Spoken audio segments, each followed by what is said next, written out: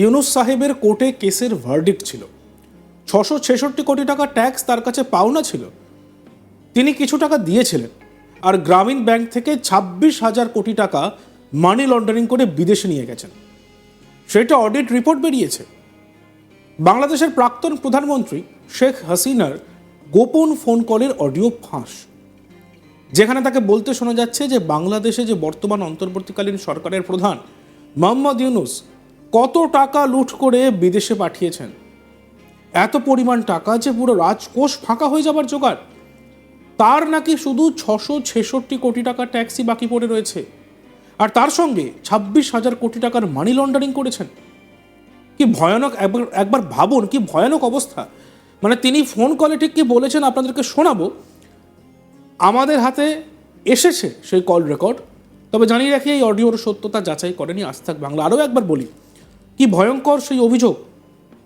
26,000 কোটি টাকার money laundering, 666 কোটি টাকার ট্যাক্স পাওনা তার কাছে। কার কাছে? না, বাংলাদেশের বর্তমানে উপদেষ্টা, প্রধান উপদেষ্টা মোহাম্মদ ইউনুস। আর গ্রামীণ ব্যাংক থেকে 26,000 কোটি টাকা মানি লন্ডারিং করে তিনি নাকি বিদেশে নিয়ে গেছেন, এবং সেটা নাকি অডিট রিপোর্টে বেরিয়েছে। বাংলাদেশের প্রাক্তন প্রধানমন্ত্রী শেখ হাসিনার গোপন ফোন কলের অডিও ফাঁস, যেখানে তাকে বলতে শোনা যাচ্ছে এই কথা, এবং এই কথা তিনি মোহাম্মদ ইউনুসের বিরুদ্ধে বলছেন। এত পরিমাণ টাকা যে পুরো রাজকোষ নাকি ফাঁকা হয়ে যাওয়ার জোগাড়। কি বলেছেন ফোন কলে, সেই ভাইরাল ফোন কলে শোনাবো আপনাদেরকে। যাই হোক, এমন একটা সিচুয়েশন করা হলো, মানুষ মানে যে পুলিশের বিরুদ্ধে কিন্তু হয়নি। জি আপা। ওদের ওদের মুভমেন্টের ভিতরে কিলিং এজেন্ট ছিল। জি আপা। এবং ওরা যে বুলেটটা ব্যবহার করছে সেটা জি আপা। ওদের অ্যাডভাইজার শাফাত সাহেব, আর্মির লোক, জি আপা। তিনি নিজেই বলছেন যে এই বুলেট তো পুলিশের কাছে থাকে না। জি আপা। তার মানে জি। সাধারণ লোকের কাছে এই আর্ম ছিল, আর ওই বুলেট আমাদের, ওটা কার কাছে আছে কেউ। এবং আজ পর্যন্ত এই বুলেট সম্পর্কে কোনো তদন্ত নেই, বা এই রাইফেল কে ব্যবহার করছে কোনো তদন্ত নেই। এমনকি কিছু লোক, পুরুষ মানুষ বোরখা আপা। পরা, জি। পুরুষ মানুষ বোরখা পরে, জি আপা। যেমন ইন্ডাস্ট্রিতে আগুন দেওয়া থেকে শুরু করে এই বিষয়ে।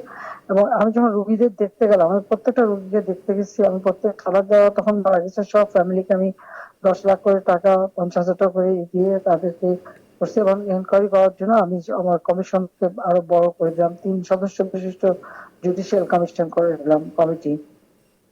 জি আপা। যাও, সেগুলো তো করতে দেওয়া হয়নি। দেন আমি আমি যখন ডিসিশন নিলাম যে এরকম অবস্থা আমি থাকবো না। জি আপা। ইউনুস সাহেবের কোর্টের কেসের ভার্ডিক্ট ছিল ওই 666 কোটি টাকা ট্যাক্স তার কাছে পাওনা। জি জি জি আপা, এর এটা তো মাফ আগে করে দিল। আরেকটা সে ছিল, তিনি কিছু টাকা পেমেন্ট করছে, তবে এটা মানে তার মানে স্বীকার করলো যে তার ট্যাক্স ফাঁকি আছে। আর এই 666 কোটি টাকার ভার্ডিক্টটা আসার কথা ছিল। আর গ্রামীণ ব্যাংকের এ পর্যন্ত যে টাকা 26,000 কোটি টাকা সে মানি লন্ডারিং করে বিদেশে নিয়ে যাচ্ছে, এটা অডিট রিপোর্টে বের হয়েছে। ও জি আপা। জি। ওই ওই ওই ওই ভার্ডিক্ট গুলি মানে ওটার উপরে তার বিরুদ্ধে কেস। এবং সে কিন্তু ওই জন্য 6 তারিখে জায়গায় 5 তারিখে নিয়ে আসলো। জি। আর 5 তারিখে নিয়ে আসার ফলে আমার আমার পক্ষে তখন এমন ভাবে চারিদিকে লোক ঘেরাও, আমি দেখলাম যে এখন যদি ফায়ার ওপেন করে আমার এখানে সিকিউরিটি, তাহলে শত শত লোকের জি আপা। জি, তাদের ক্ষমতা থাকতে চাই না। কিন্তু এখন এমন একটা সিচুয়েশন হয়ে গেল যে আমার সিকিউরিটি যারা ছিল এগুলো বাধ্য হয়ে তখন আমাকে সরে যেতে হলো গণভবন থেকে। যার ফলে আমার বঙ্গভবনে যে মহামান্য রাষ্ট্রপতির কাছে আমার পদত্যাগপত্র জমা আমি দেইনি। জি আপা। কাজে আমার কিন্তু পদত্যাগ হয়নি, আমি কিন্তু এখনো বাংলাদেশের constitutional prime minister. Elected prime minister. জি আপা। ইনশাল্লাহ আপা, আপনি চলে আসবেন তো, আর বেশি দিন নেই। উনি উনি কিন্তু তারপরে যখন মানে খুঁজে বেড়াচ্ছে, তার ফলস ছবি দেখালো, আমি সই করছি, সেটা হলো আমার ভিজিটিং বুকের সই। ছবিটা ভালো করে দেখলে দেখা যাবে ওটা একটা মোটা বই, জি আপা। যেখানে ভিজিটিং, ওরকম কোন বই প্রাইম মিনিস্টার সই করে পদত্যাগ করে না। আর আমার সেই চিঠিও কেউ দেখাতে পারছে না, কারণ চিঠি তো গণভবনে রেখে আসছিলাম। জি আপা। গণভবন আগুন দিয়েছে, পড়িয়ে দিয়েছে, লুটপাট হয়ে গেছে, ওগুলি সব চলে গেছে। সবকিছু আপা এলোমেলো করে ফেলছে তারা, সবকিছু নষ্ট করে ফেলছে। এত সুন্দর করে দেশটাকে উন্নত করে সমস্ত জায়গায় কি সম্মান বাংলাদেশের, আমি গেলাম আপা আমি বিদেশে সংস্থার সাথে কাজ করি আপা, কি বুঝছেন। সম্মান তারা দিল।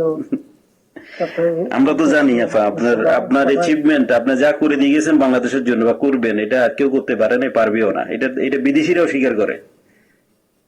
আমি তো আপা মানে আজ 10 বছর থেকেই ইউরোপিয়ান কমিশন পার্লামেন্টের লবিস্ট হিসেবে কাজ করি বিভিন্ন ইয়েতে। আমরা তো বিভিন্ন অর্গানাইজেশনে ইয়ে আছে, আমরা ইনশাল্লাহ আপা আমি বাংলাদেশে কাজ করো, যাতে ইলিগাল লোক সে পাসপোর্ট ক্যান্সেল করে, সে 495 জন আমাদের উপজেলার চেয়ারম্যান, জি আপা 5,000 5,500 ইউনিয়ন পরিষদ চেয়ারম্যান, জি জি আপা মেয়র, পৌর কর্পোরেশনের জি আপা মেয়র, সিটি কর্পোরেশন, তাদেরকে সে এক নোটিশে বাতিল করে দিল। এখন বন্যার সময় আমাদের সব সেট করা প্রোগ্রাম, জি আপা এখন বন্যার সময় মাইকিং করে করে টাকা উঠাচ্ছে, কিন্তু ডিস্ট্রিবিউশনের নাম নেই। ওরা তো আপা মানে ওরা তো দুর্নীতির মানে পুরা আখড়া করে ফেলছে পুরা দেশটাকে। এখন তো আপা এখন তো মানুষের কাছ থেকে জিম্মি করে টাকা নিচ্ছে ছেলেপেলের তারা। হাতে অস্ত্র আর লাঠি। জি আপা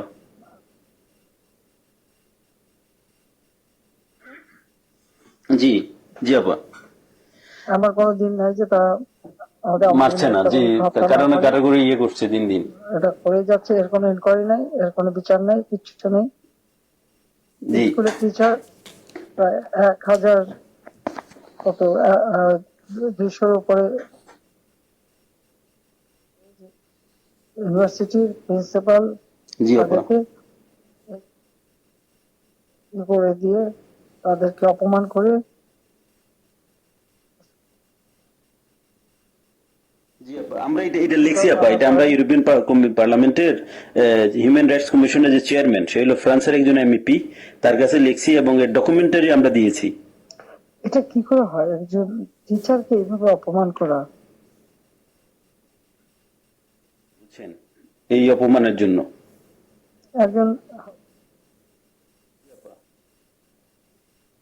এই দায়িত্ব কে নেবে?